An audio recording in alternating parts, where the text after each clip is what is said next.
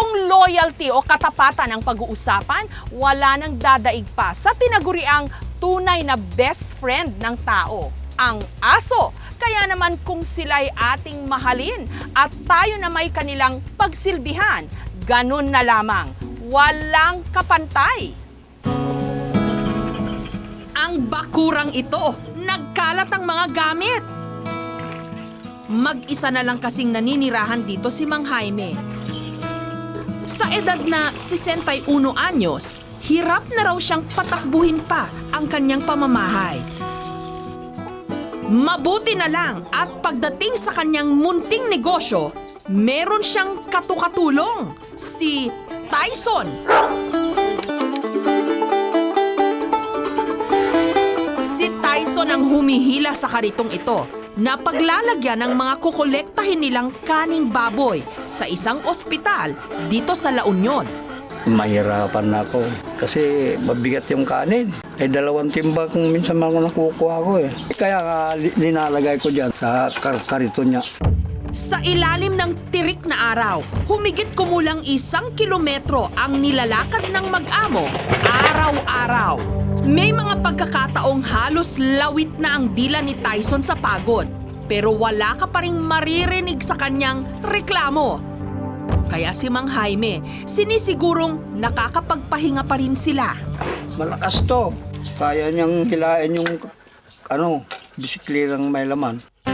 Maliit pa lang si Tyson nung tinuruan ito ni Mang Jaime na humila ng kariton. Mag-6 na taon na ngayon ang kanilang kakaibang samahan. Pagdating sa ospital, itinali muna ni Mang Jaime si Tyson.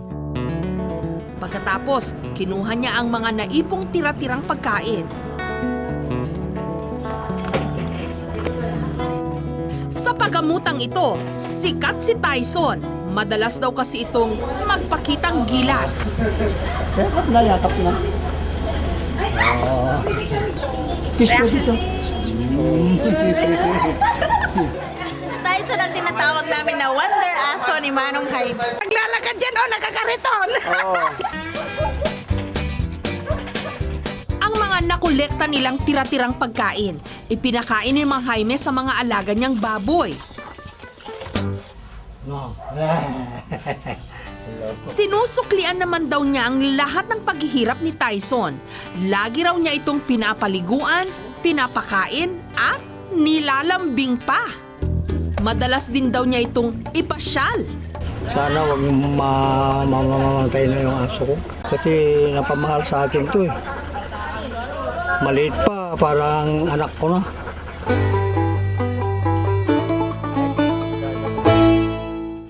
Man's best friend ang turing sa mga aso. Likas kasi ang pagiging malapit nito sa tao. Nakakabasa sila ng aura ng tao, no? So nalalaman nila kung malungkot ang tao, masaya. So nakikiramay rin sila. Kaya naman hindi na nakapagtataka na marami sa atin may alagang aso, pati na ang mga sikat at makapangyarihan. Si Dr. Jose Rizal, nung kanyang kabataan, nagkaalagang askal din. Pinangalanan niyang Verganza. Si US President Barack Obama, inanunsyo kamakailan na isang Portuguese water dog ang ireregalo niya sa 2 niyang anak na sina Malia at Sasha. Ang pamilya Sayok, 4 ang mga anak, puro babae. Sa kagustuhan ng mag-asawa na magkaroon ng lalaking anak, nag-ampun sila. Pero hindi tao, kundi aso. Si Tyler, lalaking Shih Tzu. Binigay siya sa amin nung isang lady vet friend namin kasi gusto nga ng mga bata ng mga aso. Well, kasi nga puro babae yung mga anak namin eh. Kaya sana pwede nang yung bunso namin male. Para may baby brother. Pero may baby naman kami. Ang kanilang baby brother kung ituring, may sariling damit at photo album. Naliligo sa bathtub kung saan naliligo mismo ang kanyang mga amo.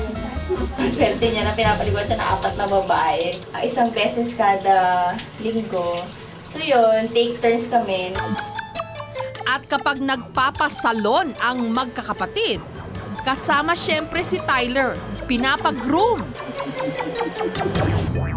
Maging sa kanilang pagtulog, katabi nila ito. Nung dumating si Tyler, parang may na ulit kami may laruan, may baby.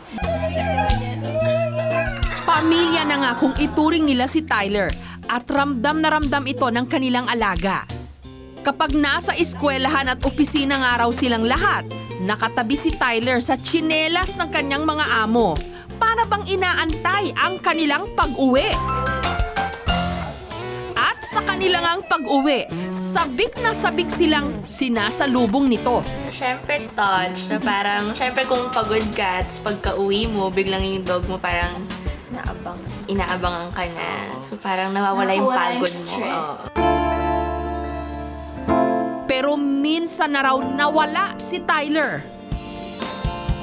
Worried ako nung nawala si Tyler. First night pa lang, umiyak na agad ako. Yung pinaka-concern ko, saan siya matutulog pag-gabi?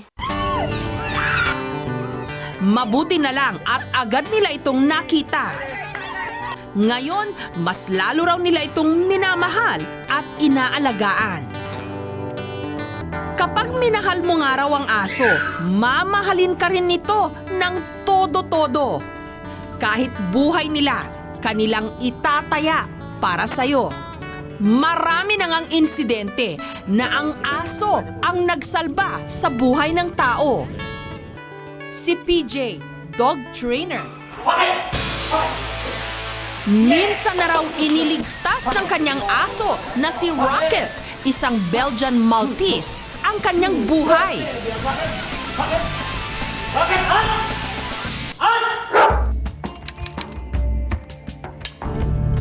Kawi-withdraw lang daw niya sa bangko noon nung harangin siya ng 3 nakamotor. Siyempre pagka ganun, may baril lahat. Alam mo na eh. Mabuti na lang at naroon si Rocket. Ang unang-unang inatake niya yung nasa kaliwa ko. So pangalawa, pinutusan ko siyang agatin yung nasa kanan. Kinagat niya rin yun. Kasi kung hindi ko kasama si Rocket, malamang 6 feet below the ground na ako ngayon. May iba pa raw kakayahan si Rocket. Nakaka-detect ito ng bomba. Kaya naman si PJ, safe na safe ang kanyang pakiramdam. Kung pagdating sa loyalty pag-uusapan natin, nakita ko na pag minahal mo yung hayop, yung aso, mamahalin ka rin nila pabalik. Sobra pa doon sa ina-expect mo. Sa ipinapakita nilang pagmamahal at katapatan sa tao, ang aso, best friend nga nating maituturing.